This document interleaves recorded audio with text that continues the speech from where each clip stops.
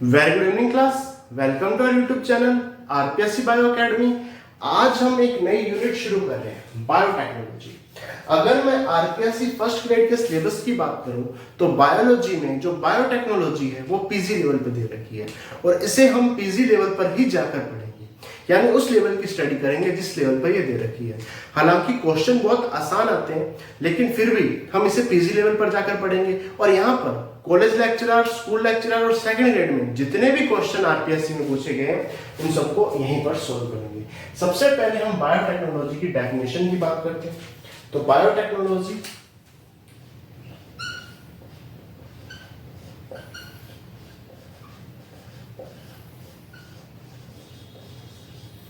Biotechnology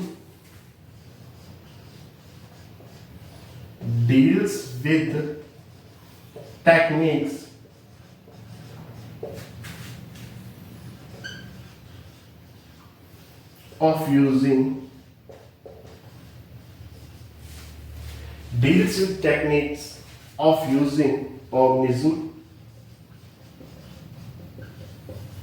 or enzymes or enzymes from organism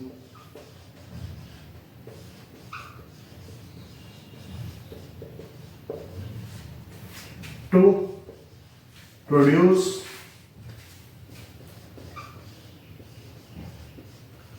products and processes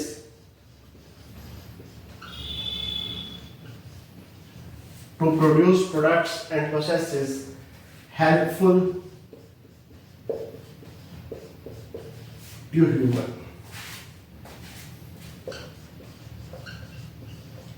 देखिए, biotechnology उन techniques के साथ डील करती है। बायोटेक्नोलॉजी उन टेक्निक्स के साथ डील करती है जो किसका यूज करते हैं, किसी ऑर्गेनिज्म का या एंजाइम्स का। बायोटेक्नोलॉजी उन टेक्निक्स के साथ डील करती है जो किसका यूज करते हैं, ऑर्गेनिज्म का या एंजाइम्स का। अच्छा, एंजाइम्स कहां से मिलेंगे, ऑर्गेनिज्म से। बायोटेक्नोलॉजी उन टेक्निक्स के साथ डील करती है जो कि यूज करते हैं ऑर्गेनिज्म का, एंजाइम्स का, प्रोड्यूस करने के लिए। किसको, प्रोडक्ट्स को प्रोड्यूस करने के लिए, प्रोसेसेस को करने के लिए, जो कि किसके लिए हेल्पफुल है, ह्यूमन के लिए। ठीक है। Biotechnology deal with technique of using organism और एंजाइम फ्रॉम ऑर्गेनिज्म, यानी बायोटेक्नोलॉजी उन टेक्निक्स के साथ डील करती है जो यूज करते हैं किसी ऑर्गेनिज्म को या एंजाइम्स को जो कि ऑर्गेनिज्म से प्राप्त होते हैं, टू प्रोड्यूस, बनाने के लिए, प्रोडक्ट्स को बनाने के लिए, प्रोसेसेस को करने के लिए, जो कि ह्यूमन के लिए क्या हो, हेल्पफुल हो। अगर मैं बायोटेक्नोलॉजी के यूजेस की बात करूं,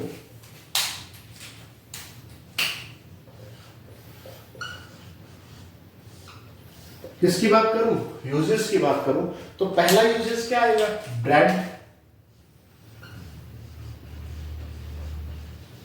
कर्ड, वाइन के फॉर्मेशन के लिए।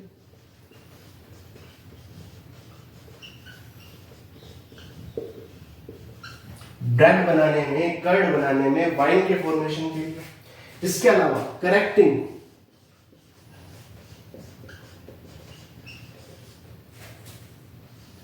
ए डिफेक्टिव जीन, सिंथेसिस से जीन,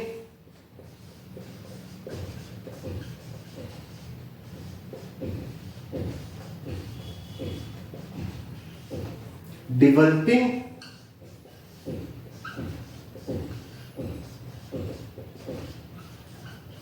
ए डीएनए वैक्सीन,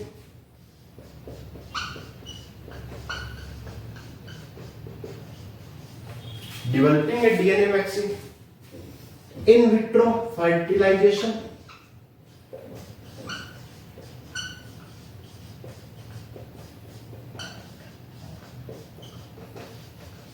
इन विट्रो फर्टिलाइजेशन, या जिससे हम क्या कह सकते हैं, टेस्ट ट्यूब।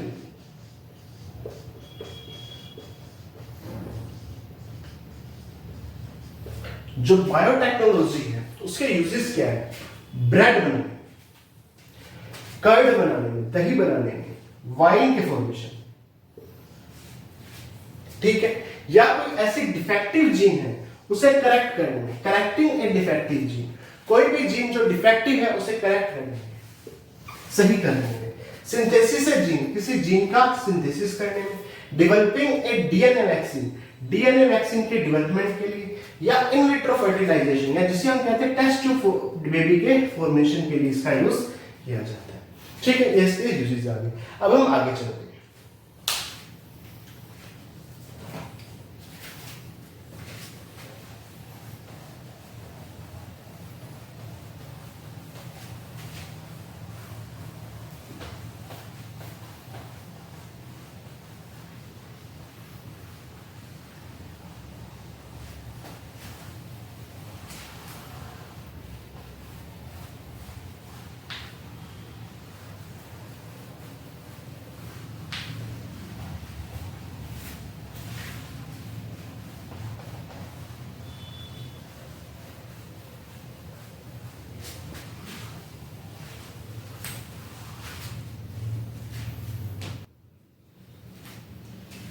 देखिए, अगर मैं आगे बात करूं तो दी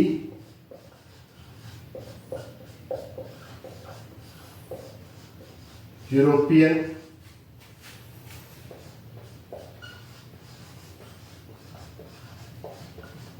federation of biotechnology,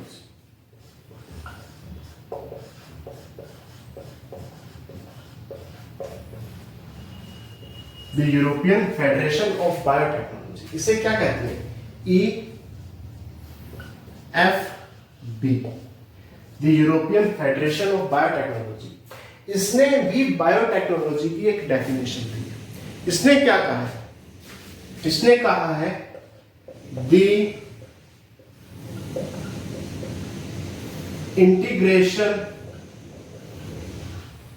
integration of natural science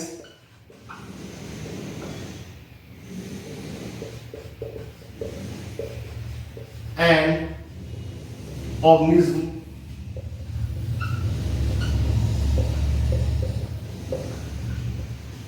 cells, their parts of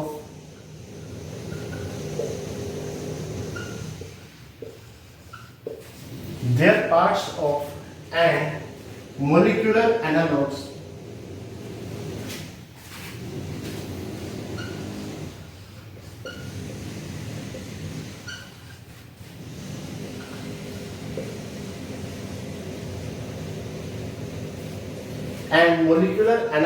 for products and services.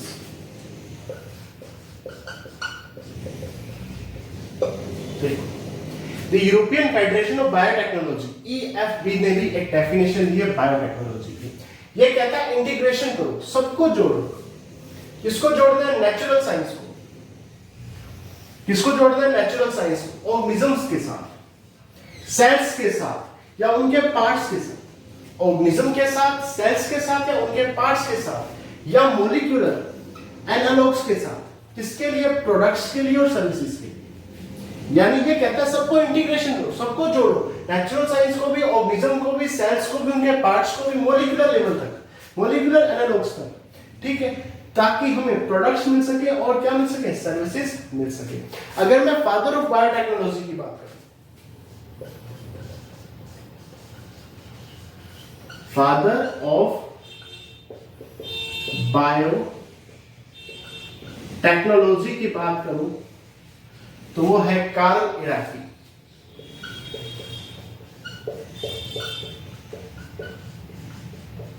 Karl Iraqi. और बायोटेक्नोलॉजी वर्ड भी इन्होंने ही दिया था। अगर फादर ऑफ बायोटेक्नोलॉजी पूछ ले या बायोटेक्नोलॉजी वर्ड पूछ ले तो किसने दिया था? कार्ल इराकी ने दिया था। ठीक है, अब आगे चलते हैं।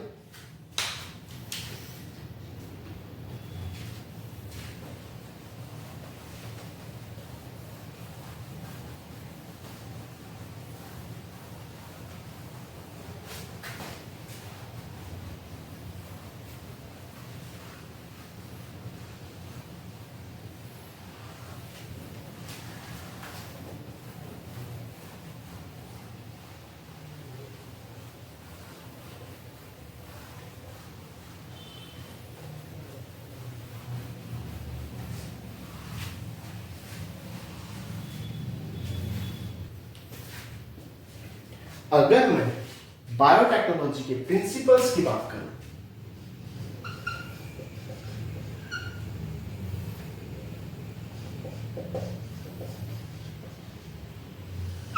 किसकी बात करूं? प्रिंसिपल्स की। तो पहला प्रिंसिपल है genetic engineering.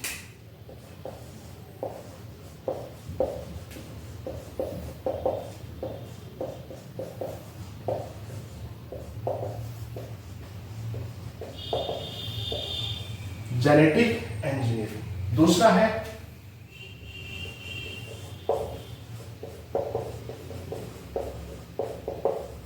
Microbial contamination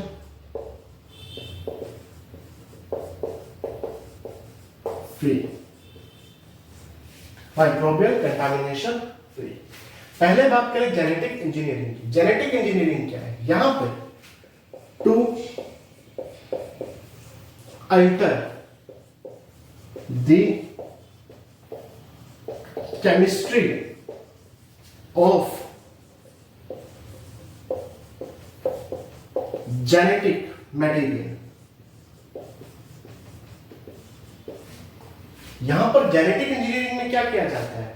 alter का मतलब होता है चेंज करना, बदलना। किसको बदलना? केमिस्ट्री को बदलना। किसकी केमिस्ट्री को? जेनेटिक मटेरियल की। यानी यहां पर जेनेटिक मटेरियल की केमिस्ट्री में चेंज किया जाता है। जेनेटिक इंजीनियरिंग में क्या किया जाता है? जो जेनेटिक मटेरियल है उसकी केमिस्ट्री में, यानी उसमें क्या किया जाता है? चेंज किया जाता है। या यूं कहूं तो चेंज द फिनोटाइप।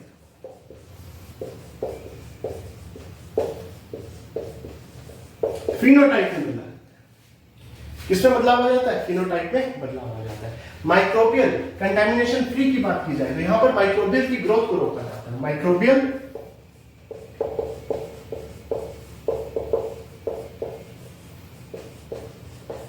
ग्रोथ को क्या किया जाता है? रोका जाता है।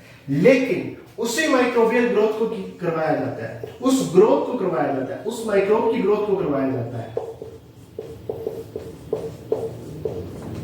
उस माइक्रोबियल ग्रोथ को करवाया जाता है। वैसे तो माइक्रोबियल ग्रोथ को रोका जाता है, लेकिन कुछ माइक्रोबियल की ग्रोथ को क्या करवाया जाता है? करवाया जाता है। माइक्रोबियल ग्रोथ को क्या करवाया जाता है?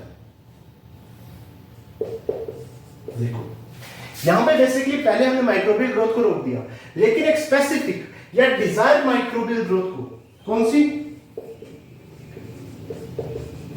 डिजायर्ड माइक्रोबियल ग्रोथ को प्रमोट किया जाता है। बाकी माइक्रोबियल ग्रोथ को रोककर केवल डिजायर्ड माइक्रोबियल ग्रोथ को क्या किया जाता है? प्रमोट किया जाता है, जिससे हम वैक्सीन, एंजाइम्स और एंटीबॉडी प्राप्त कर सके। देखिए पहला काम किया जाता है, इसके दो प्रिंसिपल है। पहला है जेनेटिक इंजीनियरिंग। जेनेटिक इंजीनियरिंग में क्या किया जाता है? जेनेटिक मटेरियल को ही चेंज किया जाता है, जेनेटिक मटेरियल की केमिस्ट्री को चेंज किया जाता है। यूं कहूं तो चेंज इन फिनोटाइप।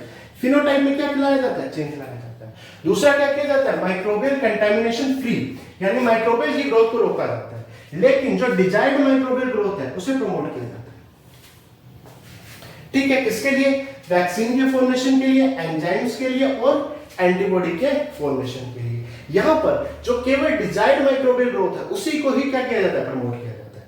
अब आगे चलते हैं।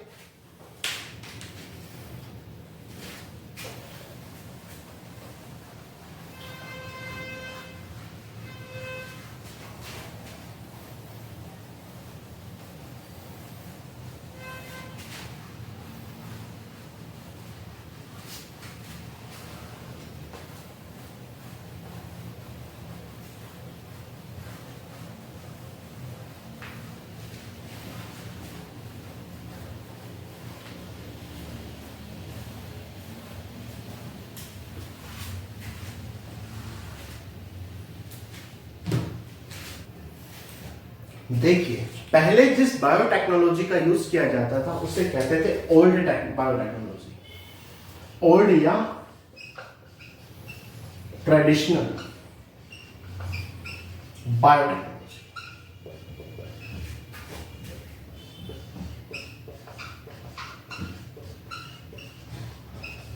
ओल्ड या ट्रेडिशनल बायोटेक्नोलॉजी। देखिए पहले भी तो माइक्रो ऑर्गेनिज्म से प्रोडक्ट्स बनाए जाते थे, पहले भी बैक्टीरिया से प्रोडक्ट्स बनाए जाते थे, जैसे एसिटोबैक्टर एसिटाइज से एसिट्रिक एसिड बनाया जाता था, या पेनिसिलियम नोटेटम से पेनिसिलिन बनाया जाता था। पहले भी क्या किया जाता था, माइक्रो ऑर्गेनिज्म से प्रोडक्ट्स बनाए जाते थे। लेकिन वो ओल्ड या ट्रेडिशनल बायोटेक्नोलॉजी थी, उसमें क्या किया जाता था, natural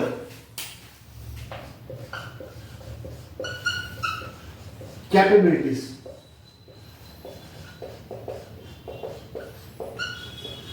of micro organism,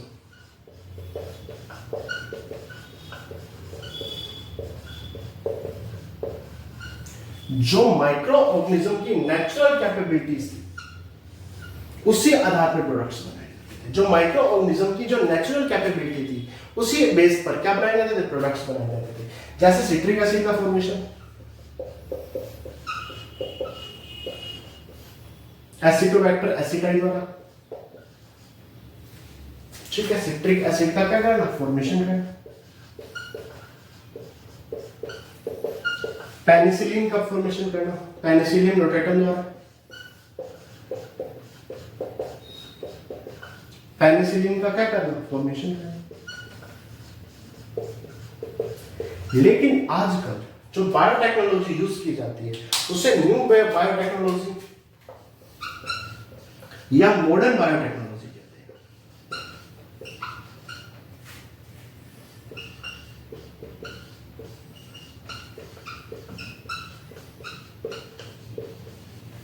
new biotechnology या मॉडर्न बायोटेक्नोलॉजी कहते हैं।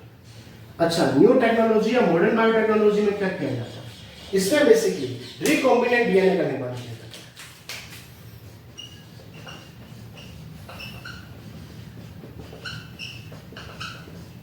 रिकॉम्बिनेंट डीएनए का फॉर्मेशन किया जाता है, जिसे हम कहते हैं काइमेरिक डीएनए, cDNA या rDNA कहते हैं। ठीक है, किसका निर्माण किया जाता है, रिकॉम्बिनेंट डीएनए का निर्माण किया जाता है। अच्छा, रिकॉम्बिनेंट डीएनए का निर्माण कैसे किया जाता है, इसको समझते हैं।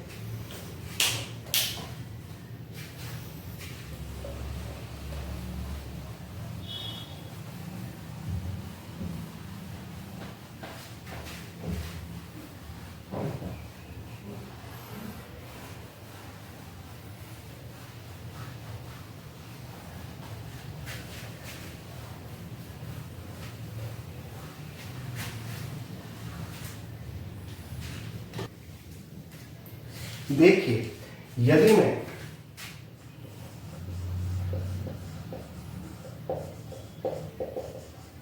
रिकॉम्बिनेंट डीएनए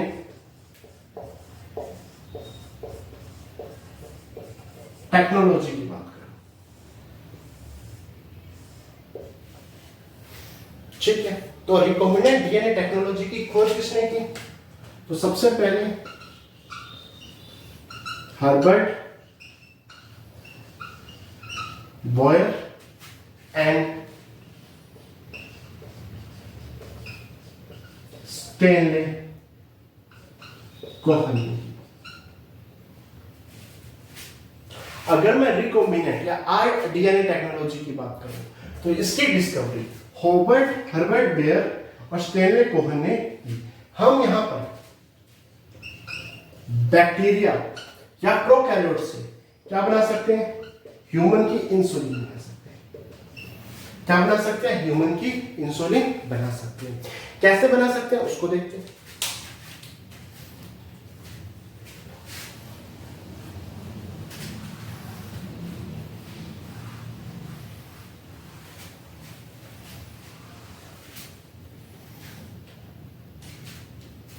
जैसे ये कोई बैक्टीरिया है,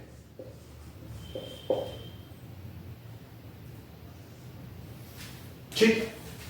इस बैक्टीरिया में ये क्रोमोसोम है, बैक्टीरिया का सर्कुलर फॉर्म में पाया जाता है, ठीक है। और ये एक एक्स्ट्रा क्रोमोसोमल डीएनए जो बैक्टीरिया में पाया जाता है, जिसे हम क्या कहते हैं, प्लाज्मिड कहते हैं। ये है प्लाज्मिड, एक्स्ट्रा क्रोमोसोमल डीएनए, ठीक है। क्या है, एक्स्ट्रा क्रोमोसोमल डीएनए। उसी प्रकार ये ह्यूमन की कोई पैंक्रियाज की सेल है,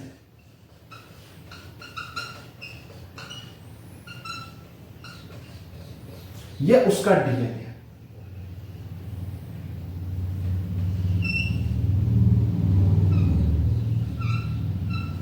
ये वो डीएनए है जो क्या बना सकता है, इंसुलिन बना सकता है। ये डीएनए या डिजायर्ड डीएनए,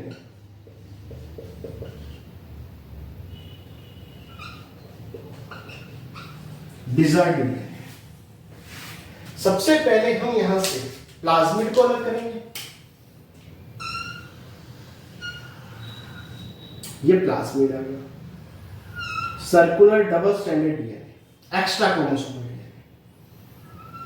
क्रोमोसोम के अलावा जो डीएनए है वो ये आ गया प्लाज्मिड।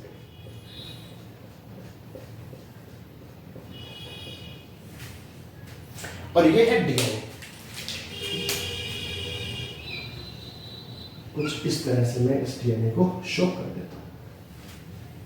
मैं क्या करूंगा, इन दोनों को कट लगाऊंगा एंजाइम्स की सहायता से। एंजाइम की सहायता से दोनों को क्या लगाऊंगा, कट लगाऊंगा। एंजाइम कौन सा, रेस्ट्रिक्शन एंडोन्यूक्लियस, हम बाद में पढ़ेंगे।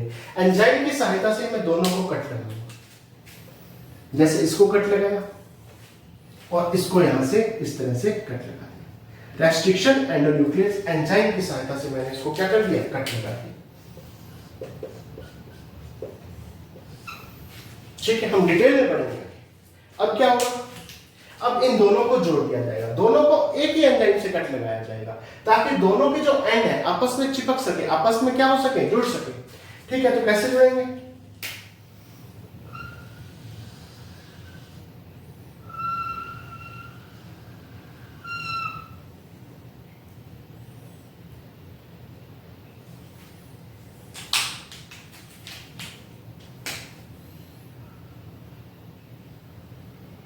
इस तरह से ये आपस में एक दूसरे के साथ जुड़ सके।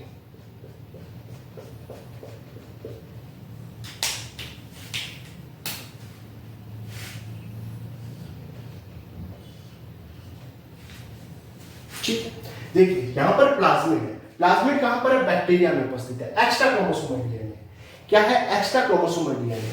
ये एक डीएनए है जो क्रोमोसोम के अलावा है, एक्स्ट्रा क्रोमोसोमल डीएनए। उसी तरह पैंक्रियाज की एक सेल ले ली जो कि क्या बना रही है, क्या बना रही है, इंसुलिन बना रही है।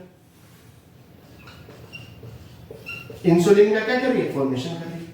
मैंने वहां से डिजायर्ड डीएनए को काट लिया, ठीक है, और प्लाज्मिड को यहां से काट लिया और इस डिजायर्ड डीएनए को प्लाज्मिड के साथ जोड़ दिया।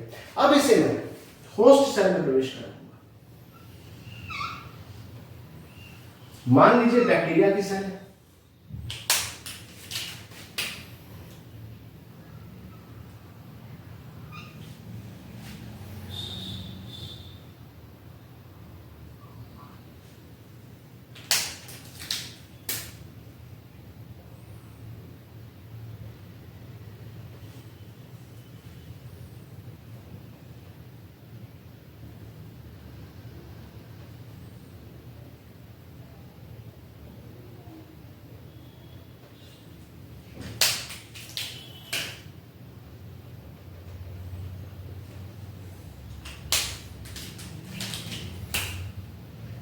ये इसका क्रोमोसोमल डीएनए और ये एक्स्ट्रा क्रोमोसोमल डीएनए जिसको मैंने किसी बैक्टीरिया में क्या करवा दिया, एंटर करवा दिया। जैसे जैसे ये बैक्टीरिया ग्रो करेगा और अपनी संख्या बढ़ेगा, वैसे वैसे यहां पर इसकी संख्या भी बढ़ेगी। इसे कहेंगे रिकॉम्बिनेंट डीएनए। ये डीएनए है ना, क्या कहेंगे, रिकॉम्बिनेंट डीएनए, या इसे एक और नाम दिया गया है, काइमेरिक डीएनए।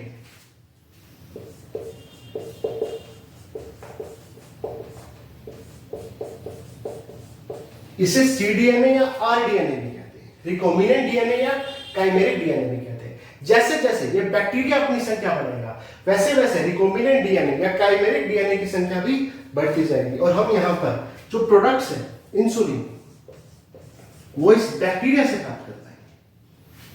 ठीक है, यही क्या टेक्निक है, रिकॉम्बिनेंट डीएनए टेक्नोलॉजी है। जहां पर शुरुआत में हमने जो ओल्ड बायोटेक्नोलॉजी थी, जो ट्रेडिशनल बायोटेक्नोलॉजी थी, वहां पर नेचुरल माइक्रोबियल ग्रोथ के अनुसार हमें प्रोडक्ट मिलता था। यहां पर हम प्रोडक्ट्स को अपने आप मैनिपुलेट कर पाते हैं। ठीक है, तो ये कौन सी टेक्नोलॉजी है? Recombinant DNA technology. अब थोड़ा सा आगे चलते हैं।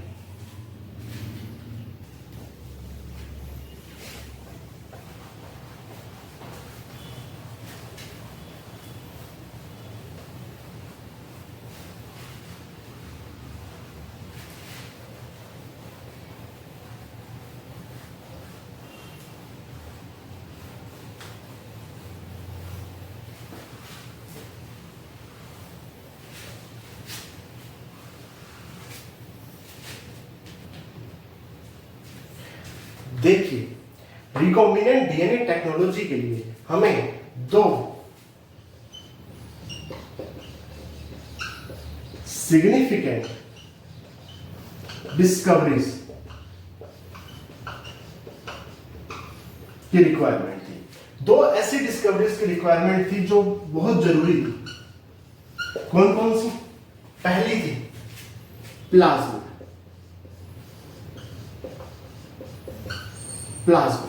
प्लाज्मिड एक वेक्टर के रूप में काम करता है। किस रूप में काम करता है? वेक्टर या वाहक के रूप में, जो डिजायर्ड जीन है या जो डिजायर्ड डीएनए है उसे अपने ऊपर लेकर चलता है। दूसरा है restriction endonuclease.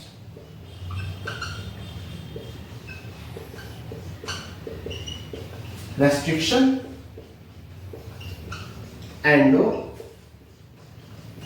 Nuclease enzyme. Restriction endonuclease enzyme, जिसे मॉलिक्यूलर सीजर कहते हैं।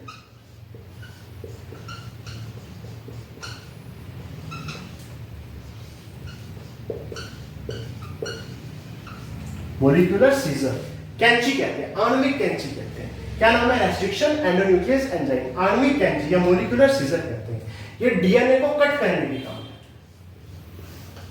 डीएनए को काटने के या डीएनए को कट करने के काम में आता है। प्लाज्मिड की रिक्वायरमेंट होती है क्योंकि ये वेक्टर के रूप में काम आता है। रेस्ट्रिक्शन एंडोन्यूक्लियस एंजाइम की रिक्वायरमेंट होती है क्योंकि ये मॉलिक्यूलर सीजर है, डीएनए को कट करने के काम में आता है। अगर मैं रिकॉम्बिनेंट डीएनए टेक्नोलॉजी की आगे बात करूं,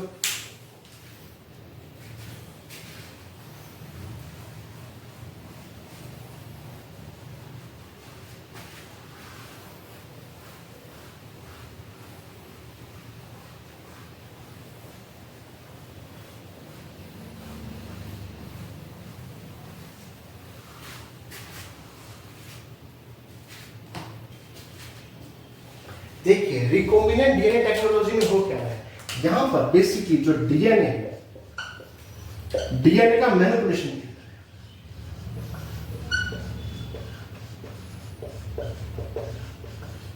डीएनए का मैनिपुलेशन किया जा रहा है, या डीएनए को मैनिपुलेशन करके क्या की जा रही है? मॉनिटरिंग की जा रही है। मॉनिटरिंग की जा रही है, डीएनए का मैनिपुलेशन या डीएनए की क्या की जा रही है? मॉनिटरिंग की जा रही है। लेकिन एक शब्द और हमने पढ़ा, जेनेटिक इंजीनियरिंग।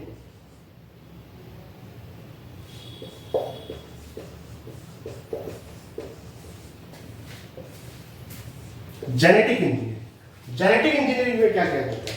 यहां पर ये तो किया ही जाता है, यानी जेनेटिक मैनिपुलेशन तो किया जाता है।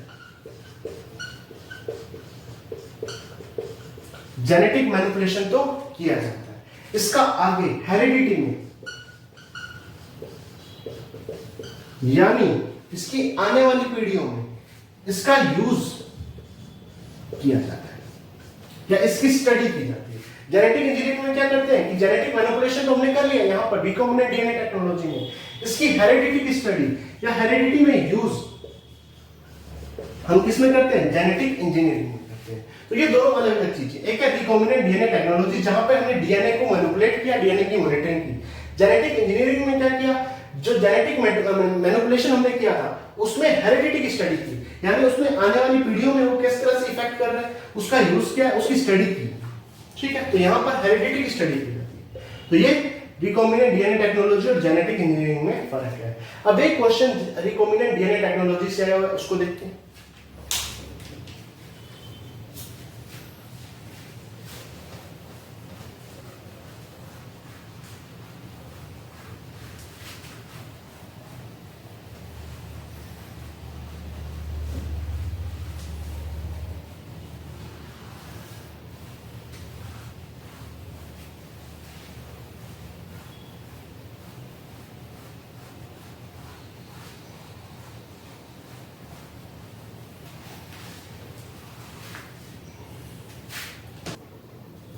देखिए ये क्वेश्चन आरपीएससी फर्स्ट ग्रेड 1 2018 में आया हुआ। व्हेन ए फॉरेन डीएनए, जब कोई फॉरेन डीएनए सेगमेंट जो है, ठीक है, उसे इंसर्टेड करवाया जाता है, उसे डाला जाता है किसमें, DNA molecule of A vector, vector के डीएनए मॉलिक्यूल में। इट इज कार्ड, उसे क्या कहते हैं, देखिए हमने पढ़ा था, ये वेक्टर था इस तरह से,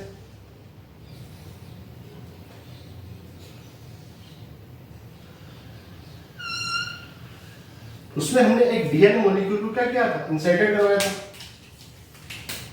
इस तरह से।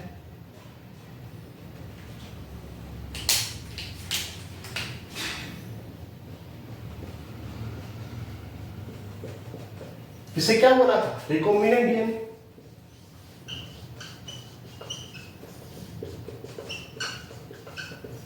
या काइमेरिक डीएनए, काइमेरिक डीएनए या रिकॉम्बिनेंट काइमेरिक। ठीक, थैंक यू।